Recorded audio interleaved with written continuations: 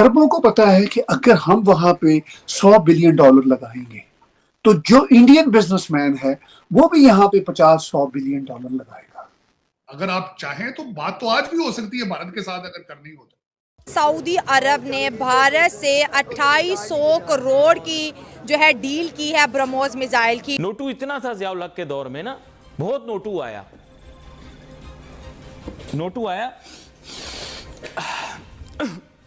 किस चीज का नोटू था? नहीं, सांस फंस रहा था मेरा। हाँ, आपने जो ये अफगानिस्तान में जंग लड़ी थी, ये नोटू कहीं ना कहीं से तो आया था। उन्होंने कहा हम नहीं देंगे, खुद कमाओ। अब इंडिया के जो वर्कर्स हैं वो अरब वर्ल्ड में पाकिस्तानियों से कहीं ज्यादा है। वक्त मुल्क सियासी अदम इस्तेहकाम का शिकार है, बदतरीन सियासी अदम इस्तेहकाम का शिकार है। उसका रिजल्ट पाकिस्तान की दहशत। इंडिया की ठीक है, वो घी शक्कर वाली पुराने जमानों में अरब देशों के साथ कोई तल्लुकात नहीं होते थे, लेकिन अब देखिए, अब जब 10 साल से प्राइम मिनिस्टर नरेंद्र मोदी को हम देख रहे हैं, इससे पहले भी मनमोहन सिंह के जमाने में हमने देखा बड़े अच्छे तल्लुकात थे, लेकिन खसूसी तौर पर 10 सालों में कैसे अच्छे तल्लुकात हुए।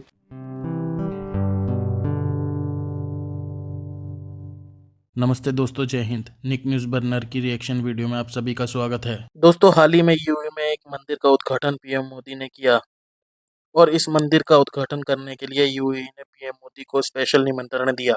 मंदिर का उद्घाटन के बाद पीएम मोदी कतर के दौरे पर चले गए थे।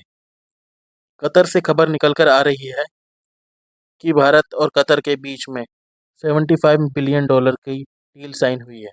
और मीडिया में एक खबर और तेजी से फैल रही है कि सऊदी अरब ने भारत से ब्रह्मोस मिसाइल खरीदने की बात की है। अब भारत के हथियार बाहर देशों में बिकते देख पाकिस्तानियों को बहुत ही बड़ा झटका लगा है। पाकिस्तानियों को ये बात सुनकर बहुत ही बेचैनी हो रही है और साथ ही उनके अंदर धुआं भी उठ रहा है कि पाकिस्तान के सारे काम धंधे ठप हो चुके हैं। पाकिस्तान की आर्मी के पास इतना भी पैसा नहीं है कि वह अपने टैंकों और गाड़ियों में पेट्रोल और डीजल भरा सके और पाकिस्तान एकदम कंगाल हो चुका है। और कंगाली में भी यह अपनी तुलना भारत के साथ करते हैं और औकात इन भिखारिस्तान वालों की सड़क पर झाड़ू लगाने की है और पाकिस्तान की आर्मी की हैसियत मच्छर मारने की भी नहीं है। बात करते हैं जंग की। तो दोस्तों, चलते हैं आगे की वीडियो की तरफ। धन्यवाद। अब इंडिया के जो वर्कर्स हैं वो अरब वर्ल्ड में पाकिस्तानियों से कहीं ज्यादा है। फिलिपिनो जो कम्युनिटीज हैं वो भी बहुत बड़ी बड़ी कम्युनिटीज हैं, श्रीलंकन कम्युनिटीज हैं, बांग्लादेशी कम्युनिटीज हैं।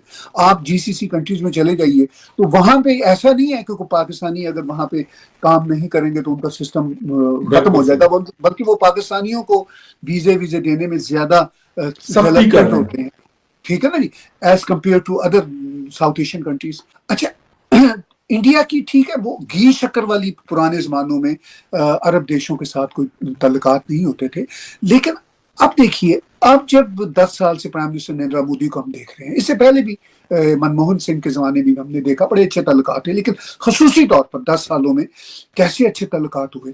इसलिए कि अरबों को पता है कि अगर हम वहां पे $100 बिलियन लगाएंगे तो जो इंडियन बिजनेसमैन है वो भी यहाँ पे 50-100 बिलियन डॉलर लगाएगा। मैं आज भी यूएई में जाता हूँ या कतर में जाता हूँ तो जो इंडियन बिजनेसमैनों की वहां बिल्डिंग्स खड़ी हैं, बिलियन एंड बिलियंस डॉलर की खड़ी। देखिए ना, अगर फखर साहब मैं आपसे सिर्फ मांगता ही रहूंगा, बिल्कुल सही कर, ठीक है ना जी, आपको कुछ देने की पोजीशन में नहीं होगा तो कभी भी मेरे आपके साथ तल्लुकात लॉन्ग टर्म नहीं चल सकते, अच्छा नहीं हो सकता। बिल्कुल। अच्छा, फिर उनको भी पता है कि अभी देखिए कोई कतर गालबन उनको 70-80 बिलियन डॉलर की गैस बेच रहा है। पाकिस्तान को तो गैस बेचने के लिए कर्जा पहले देना पड़ता है, उधार पे मांगते हैं लोग, देना पड़ता है, ठीक है ना। तो ये जो लेवल है ना, इक्वल लेवल, ये बहुत इंपॉर्टेंट होता है प्रोटोकॉल के लिए, तल्लुकात के लिए। प्राइम मिनिस्टर नरेंद्र मोदी ने जब हिज हाइनेस यूएई के शेख ज़ायद से कहा कि भाई हमारी कम्युनिटी यहाँ पे एक बड़ा मंदिर बनाना चाहती है, दुबई में मतलब मंदिर है, मैं कई मंदिरों में गया हूँ, मैंने देखा है, मैंने खुद माथा टेका कई मंदिरों में जाके, बहुत खूबसूरत, छोटे छोटे, कुछ एक बड़ा मंदिर भी है यूएई में, लेकिन ये एक बहुत बड़ा मंदिर है जो वहाँ पे बन। तो उन्होंने जब शेख ज़ायद से कहा तो शेख ज़ायद ने कहा कि आप लकीर खींच दीजिए जिस जमीन के आसपास वो जमीन में जाए। तो ये आप किसको कहते हैं? किसी इक्वल।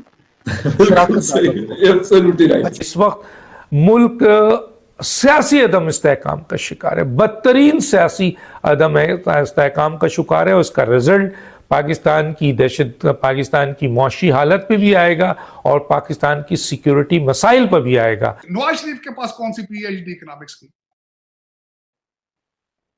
किसी इनके सेक्रेटरियों में चलानी होती, बातें करनी होती, बल्कि इनका पोर्टफोलियो ही नहीं है भारत के साथ रिलेशनशिप ठीक करने। वो तो आपका गैरिजन स्टेट है, गैरिजन स्टेट के हिसाब से आपने डिसाइड करना है कि उस पर आपने डिसीजन किस तरह लेना। अगर आप चाहें तो बात तो आज भी हो सकती है भारत के साथ अगर करनी हो तो। भारत के साथ तो आप भी सेक्रेटरी बेस पे आप आज भी डायलॉग शुरू कर सकते हैं। खाजे आसफ ने क्या करना है या किसी ने क्या करना है? इनकी मैच्योरिटी के तो लतीफे मशहूर हैं दुनिया के पास।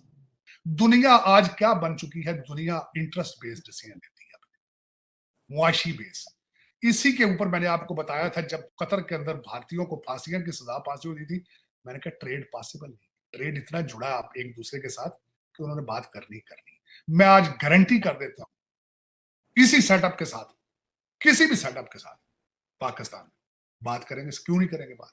हाँ, उसमें वजह ये है आपके अंदर दहशत ना हो, आपकी अदालतें सही इंसाफ दे रही, आपका कुछ जर्नलिज्म कुछ थोड़ा बहुत ठीक चल रहा, तो सारे बात करेंगे। देखें दो चीजें, काकड़ साहब ने दुनिया के 2 चक्कर लगाए हैं, चाहे ये अलग बात है उनसे मिला कोई नहीं, चक्कर तो उन्होंने लगाए ही है ना। तो उसमें चीमा साहब दर हकीकत इसमें कल 2-4 बातें हुई हैं क्योंकि बहुत खुला पैसा पीटीआई ने लगाया लामी का अमेरिका, बहुत खुला। ये लोअर मिडिल क्लास के डॉक्टर हैं ये $100 इकट्ठे करके ना ये इन्होंने बड़े पैसे लगाए।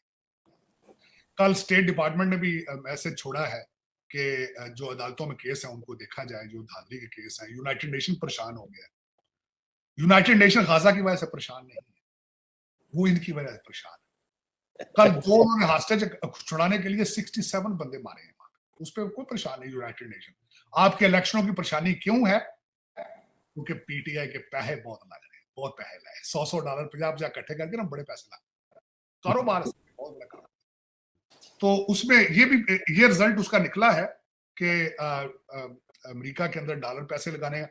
आपका आर्टिकल भी छप जाता है इकोनॉमिस्ट में, 2-4 कांग्रेसमैन भी बोल पड़ते हैं, 2-4 जर्नलिस्ट जो है वो स्टेट डिपार्टमेंट की ब्रीफिंग के अंदर वो भी क्वेश्चन कर लेते हैं। ये देखिए ना रिजल्ट निकला, मैं नोट कर रहा हूँ ये सारी चीजें कि एक सिस्टम को मैनिपुलेट करने के लिए कितने $1000 चाहिए होते हैं। मैं I'm taking notes और it is working. United nation को कोई शर्म नहीं है कि रोहिंग्या मुसलमानों की क्या हालत है। यूनाइटेड नेशन को कोई शर्म नहीं कि चाइना के अंदर मुसलमानों के साथ क्या हालात हो रहे हैं, और लेकिन यूनाइटेड नेशन परेशान है कि वहां पाकिस्तान इलेक्शन क्यों नहीं। I agree. देखिए चीमा साहब, ये सारी बातें एक तरफ होंगी अगर पाकिस्तान में स्टेबिलिटी पॉलिटिकल नहीं, economic stability, law and order की स्टेबिलिटी। दोस्तों अगर आपको हमारी वीडियो पसंद आई है तो प्लीज़ लाइक ज़रूर करें और साथ में शेयर करना ना भूलें। और साथ ही दोस्तों ऐसी ही लेटेस्ट वीडियो देखने के लिए हमारे चैनल को सब्सक्राइब करें, साथ ही बेल का आइकन जरूर दबाएं ताकि सबसे पहले आपको हमारी वीडियो की नोटिफिकेशन मिल सके। धन्यवाद।